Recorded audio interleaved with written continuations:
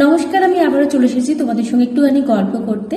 আর এখন বাজে রাত্রি 11:30। ছেলেরা এখনো ঘুমোয়নি, আমার বড় এখনো ঘুমোয়নি, সবাই মোটামুটি ওপরে আছে।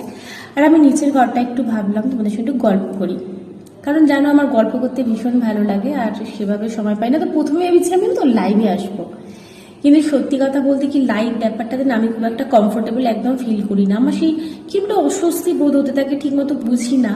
তারপর আবার থাক লাইভ ফাইভ, তো এমনি একটু রেকর্ডিং করি, তোমাদের সঙ্গে গল্প করি। আর গল্পটা কি নিয়ে করবো সেটা বলছি, তার আগে বলি যে আজকে তো ছিল রথ, উল্টো রথ। তো তোমাদের সঙ্গে আমি অলরেডি আমাদের মেদিনীপুরে যেটা রথ হয়, রথের আরতি, রথযাত্রার যেদিনকে ছিল সেদিনকে তোমাদের রথের ওই আরতিটা তোমাদের সঙ্গে শেয়ার করেছি। তারপর রথের মেলাতে আমি ঠাকুরের রাজবিশের দিন গেছিলাম, সেখানের ভিডিওটা তোমাদের সঙ্গে শেয়ার করেছি। আজকের উল্টো রথ ছিল, অন্যান্য বারেও যাই, কিন্তু কি বলতো কি আর যাবো, ওই প্রথম দিন যেই রথ মানে রথের সঙ্গে যেমন প্রসেসন গেছিল সেম ওরকম হবে, তো ওই জন্য আজকে আমি আর গেলাম না। তো তারপরে ভাবলাম যে মানে বসে বসে আমার অনেক কিছু মনে পড়ছিল ছোটবেলার কথা। ছোটবেলাটা আমার কাছে ভীষণভাবে মেমোরেবল, সবার কাছেই হয়। তো ভাবলাম যে চলো তোমাদের সঙ্গে একটুখানি ছোটবেলার রথটা আমি কিরমভাবে কাটিয়েছি সেটা শেয়ার করি। এখন কি বলো তো, আমার ছেলেরা তো একদম সব রথ ফথ চালানো ফালানোতে নেই, কিন্তু পাড়ার বাচ্চারা বেরোয় তখন আমি দেখি, আমার ভালো লাগে। আর এখন শেয়ার করি তোমাদের সঙ্গে একটু ছোটবেলার রথটা। যখন আমি অনেকটা ছোট, মানে আমার একদম ছোটবেলায় কিন্তু আমাদের ওই কাঠের যেমন রথ হয় সেরকম রথই ছিল। তো তারপর আস্তে আস্তে যখন বড় হলাম, মানে ওই ধরো 7-8-এ পড়ি যখন, তখন আঙ্কেল মানে আমার একটা কাকা, আমাদের তো জয়েন্ট ফ্যামিলি, তো 10 ভাই 10 বোন আমার, মানে আমার বাবা কাকারা করে। এবার তাই জন্য তারই মধ্যে একজনকে আমি আঙ্কেল বলেই ডাকতাম। তো সেই আঙ্কেল কিন্তু এই রথের ব্যাপারে ভীষণ আগ্রহী ছিল। এছাড়াও ছোট কাকাও ছিল, ছোট কাকা যদিও এখনো আমাদের মধ্যে আর নেই।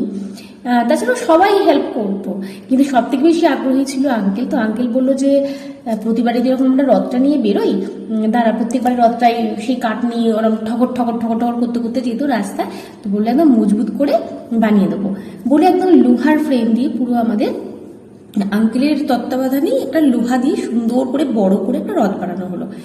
সেই রথটার হাইট ছিল হ্যাঁ অ্যাটলিস্ট ওই 8 ফুট মতন হবে, 8 ফুট মতন হবে। আর যেহেতু লোহা দিয়ে বানানো ভীষণ মজবুত, এই রথের আগের দিন থেকে তো বিরাট তোড়জোড় চলতো রথকে সাজানোর। কিন্তু আমার মা ছিল, আমার মা কাকিমাদের মধ্যে সব থেকে স্ট্রিক্ট, মানে পড়াশোনা করতেই হবে, তুমি টাইমে পড়াশোনা করে তারপর যা খুশি করো। তো তাই জন্য কোনো রকমের দুপুরবেলা ঘুমোতে হবে, সেটাও তো একদম রুটিনের মধ্যে ছিল। তো দুপুরবেলা তাড়াতাড়ি করে কোনো রকমে ঘুমিয়ে ঘুম থেকে উঠি আগে পড়াশোনা করে নিতাম, নিয়ে সন্ধ্যে 7টা 7:30টার মধ্যে চলে যেতাম রথ সাজানোর জন্য। এবার তখন কাকাইরা তো সমস্ত দোকানে ব্যস্ত থাকতো, তখন তো ওরা আসতে পারতো না, তো আমাদেরকে ইনস্ট্রাকশন দিয়ে দিত যে এইগুলো তোরা করে রাখ বা তোরা তো ওদের মতো করে সাজা। তারপর লাস্ট ফিনিশিংটা সব তখন রাত্রিবেলা আঙ্কেল থাকতো, ছোট কাকা থাকতো, এরপর বাপি জেঠু সবাই তখন লাস্টে এসে হেল্প করতো। সে মোটামুটি রাত্রিবেলা 1টা-1:30টা পর্যন্ত আমার তখন রথ সাজানো হতো, তাও যেন মনে হতো ঠিক মতো সাজানো হয়নি। নিয়ে এরকম সারাদিন ধরে মানে সেই ফুল কাগজ কেটে, এবং আঠাটা যেটা হতো না, আঠা দিয়ে তো চেটানো হতো, সেই আঠাটাও কিন্তু আমাদের বাড়িতেই বানানো হতো। কিভাবে বানানো হতো আমি জানি না, কিন্তু মোটামুটি বাড়িতেই বানানো হতো, বাটিতে করে সেই আঠা দিয়েই সমস্ত কাগজ কাগজ কেটে নানা রকম ফুল টুল বানিয়ে গোটা রথটাকে সুন্দর করে সাজানো হতো। আর তার পরের দিনও সেম, আমরা ওইদিকে যেন মনে হতো এখনই কিছু বাকি রয়ে গেছে, আরো কিছু বাকি রয়ে গেছে সাজানো।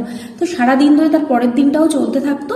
তারপর বিকেলবেলা আমরা সব শুধু করে নতুন জামা কাপড়ও হতো আমাদের রথে, তো নতুন জামা কাপড় পরে সবাই মিলে বেরোতাম রথ নিয়ে।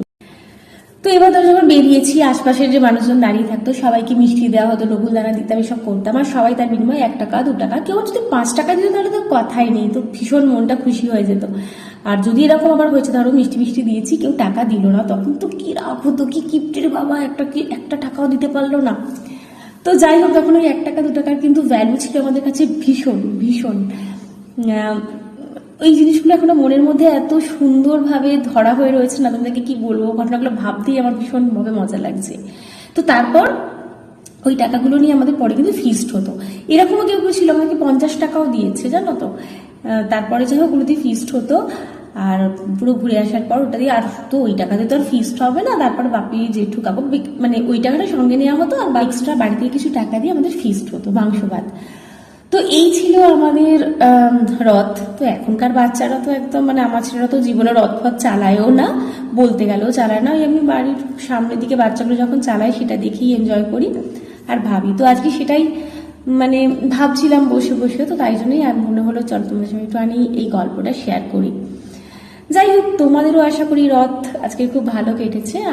আমি আজকে বললাম আমার নর্মাল যেমন কাটে সেরকমই কেটেছে। জাস্ট হ্যাঁ, এটা বলতে পারি পুরনো ঘটনাগুলো মনে করে আমার মনটা কিন্তু খুব ভালো লাগছে, ভীষণ ভালো লাগছে। সেটা আরো বেশি ভালো লাগছে তোমাদের সঙ্গে শেয়ার করতে পেরে।